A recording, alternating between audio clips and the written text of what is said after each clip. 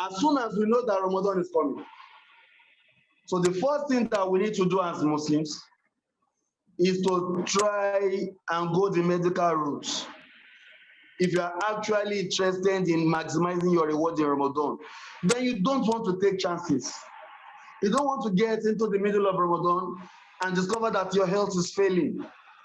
You don't want to get into the middle of Ramadan and now discover that, you know, oh, subhanallah, my ulcer has started. But in reality, if there are some things that you could have done before that time, now is the time that you need to start looking at all those things. So for health wise, you need to see a doctor. See a doctor, do some diagnosis if you have the means, and assess your medical state. And whatever you need to do to be able to put yourself in the right shape before Ramadan starts, I think we should have started doing that before now. And why are we saying all these things? If you actually care for Ramadan, if you care for it and you do not want to miss the reward in Ramadan, so whatever it takes from us that will require to be able to do it the best of means, the best of ways, then this is the time that we'll have started doing it. For example, somebody wants to go for Hajj. He has paid for Hajj. Then you don't want to go to Hajj and now discover that you now have some medical issues that will not be able to permit you to go for Hajj as at that particular time. When in fact you have paid. When in fact you have been making that preparation before now. So when Ramadan is coming, Ramadan is not just a day or two or three. It is a whooping 30 days that will require you to be able to fast for those 30 days.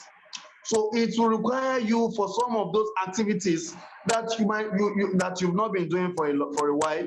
So it will be expected of you to see a doctor, to do some diagnosis, and to be able to put into perspective some of those things that can be corrected because of that can be corrected before the month of Ramadan. So this is the first thing that we need to do.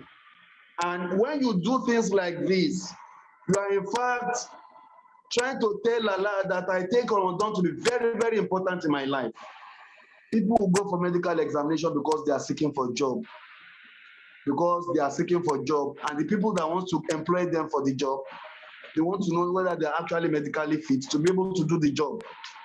People will do medical examination because they want to travel or some other things. But when you deliberately do things like this, these are things that Allah loves so much.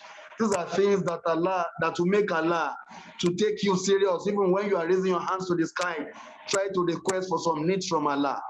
These are things that you'll do that Allah will say, yes, this servant of mine is actually prepared for that particular month. Another thing that is expected to do, that we are expected to do, is that we need to start adjusting our sleep pattern. In Ramadan, you might be expected to sleep very, very early, and you are expected to wake up very, very early. In most of the cases, medical doctors will tell us that you need a minimum between 7 and 8 dreams. But in the spiritual realms, when the people of Tasawwuf, when they will train you, they will tell you that he is not a man, he is really a man who can cope in the face of deprivation of sleep and deprivation of food. Somebody that can be able to cope in the faces of deprivation of sleep and the deprivation of food. When you are not eating, when you have the capability to eat, when you are not drinking, when you have the capacity to drink, and when you are not sleeping as much as you should sleep, when you have the opportunity and the capacity to sleep. So these are things that you can be able to use to beat your chest that have indeed sacrificed for you. Like a poem said, Oh Allah, it is not convenient for me not to eat. Oh Allah, it is not convenient for me not to have enough or sufficient sleep. But oh Allah, I've done this to be able to earn your pleasure. Oh Allah, please be pleased with me. I've only done this to be able to earn your good face. Oh Allah, I pray that on the day of judgment, do not throw this back at me. Do not make this a fruitless effort. Oh Allah, accept it from me as an act of ibadah. So we need to start readjusting our sleep pattern. If you know that during the month of Ramadan, it will be very, very difficult for you to sleep around maybe 10 a.m. or to sleep around 11 a.m. and you now say that for that particular time I still want to wake up for 4:30. That's just like 4.5 hours sleep. Then you need to sit back. That 4.5 hours is too small for me. Or maybe 5 hours is too small for me.